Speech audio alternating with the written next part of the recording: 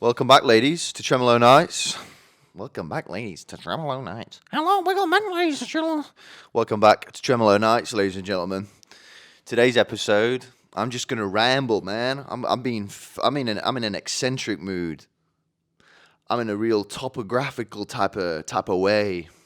Yeah, my brain activity's splurging, and I've been having so many baths because I realise that's where I get my best ideas from, man. I'm a bather. I'm on that Roman emperor type ordeal, man. I sit there. You know what I take up there? Grapes and a leaf to fan myself. One day, when people start paying attention to this shit, I'm gonna have someone else to fan me and feed me grapes. But until then, I'll just have to do. But in my house, right, there's a full size bath didn't fit in the bathroom, so I had to settle for. They make different size baths, so I had to go get a small bath, not the smallest one. There's little Tupperware sized extractions, but I don't fit in normal baths. I have to have my legs out. But in this bath of mine, ooh, it's even worse. I have to sit like this, like that in the bath, which is crazy. Can't relax. But I kind of do, man. A lot of people are doing cold plunges. They have like these barrels in the back garden where they just fill it up with cold water and just jump in it. It's kind of weird, that, innit? We used to do that when I was younger, but we used to call it being the last in the shared bath water. Because that's what you do when you're a sweet family. You all share the same bath water, and it's disgusting. And looking back on it now, I'm not a fan. But I've got a sister and a mom, and just my dad, and then my dad. So that's 2-to-1. Other on the female to male ratio, man. So I think that's why I've got man tits, all that estrogen, me being the last one in, bubbling away like I'm some sort of witch potion, fucking up all my endocrine system, man. It's not cool, bro. It's not cool. But I love to get baths real hot, and everyone always used to say, "God, baths, that's yucky." You're just sitting in your own sludge, in your own dirt, which is true. But the whole point of it is you have a shower after, which gets all that shit off. Sometimes I have super baths, which are a different variation. And if you're particularly doing very well in life or doing very bad, it's kind of like a spectrum.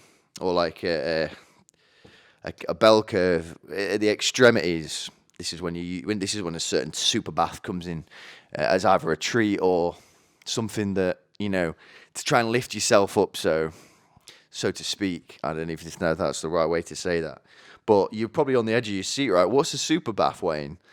A super bath is where you have a bath, right, and a shower at the same time. And a lot of the people that are actually rich will have their baths and their showers separated, but when you're doing all right, you kind of have a shower and a bath in the same occupying the same space. So lay down in the bath and boom, put the shower on. You're in dreamland, and you can't do this for much longer because it wastes a lot of water and it's very expensive. In all reality, I don't give a shit about the environment, but the actual wasting of money, damn, I can't not get behind that. I think that's where I just think in the bath. I love baths. What I used to do when I was a little kid, I used to run them really hot. This is like just a complete waste of waste. But I'd run them really hot and be like, oh god, this is because when you get really hot in a bath, you get exhausted and tired. So I'd be like, oh, and just like shrivel. Then I'd run it really cold and be cold and try and do that extreme. But I'm really good with extreme cold. And a lot of my friends' dads who get divorced, they like going to jump in the reservoirs in the morning, which is sad. Seems like it's really used for people that when they're going through the hardest time in their life, it kind of either is drugs or cold plunges. Which is sad, which is very sad. These cold plunges as well, man. I do a little thing what I like to call an oxygen plunge, where when you're in the bath, you hold your breath and you just bang, go back straight underwater. You get on that right on that edge of that asphyxiation, and some seriously wacky ideas will start coming out, man. You just like hold your breath. 3 minutes. I can hold my breath for a long time. 2 minutes go by. You're thinking, oh, okay, yeah, I'm gonna have carbonara for tea with a jacket potato, and then boom, you hit a threshold. Blam! Oh my god, I should take all my clothes off and go start doing heroin on the street. Oh god. Well, I'm getting hyped up about all the intergalactic intelligence that may be set upon us, and I don't think it is aliens.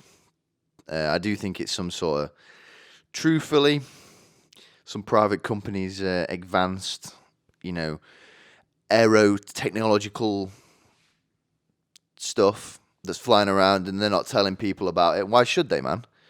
It's their little secret. But talking of secrets, I was listening to this podcast while I was working today, and it was so interesting. It was some KGB spy from East Germany, right? And wow, there's something so, I don't know if it's because of growing up on James Bond and that whole genre, Jack Reacher, Jason Bourne. These men are like the men's men. They're cultured. They've got hard bodies. They kill people. They have sex with a lot of women. They drive fast cars. They kill people. They wear suits. And they just kill anyone they want, which really is spectacular. I don't think they can kill anyone they want, but within certain limits. And I feel like James Bond was the one that killed people when he shouldn't have done. But anyway, I do hope we do get found out by some aliens, though. But I think if you do think these are aliens that are doing all this mischievous stuff in the airspaces, I think you are stupid, because these aliens, right, they're coming from a galaxy far, far away.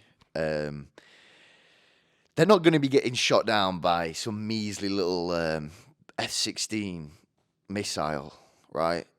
They are so technologically advanced that they're warping time, right?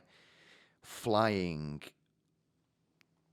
No, like so advanced, they're smart, right? And what would they look like? Because I don't think anyone knows what they looks like, right? No one, no. I don't think anyone even can think what they look like. Because what would they look like? They're unimaginable. But it would be funny, right, if we did somehow get the fucking idiot alien that flew over here drunk or something and got shot down, and then kind of got arrested in some fantastical world where he got sent into like Gen Pop at one of America's grungiest prisons, and this green little motherfucker is just walking around, with heroin up his butt and a swastika tattooed on his head because he's in gangland inside.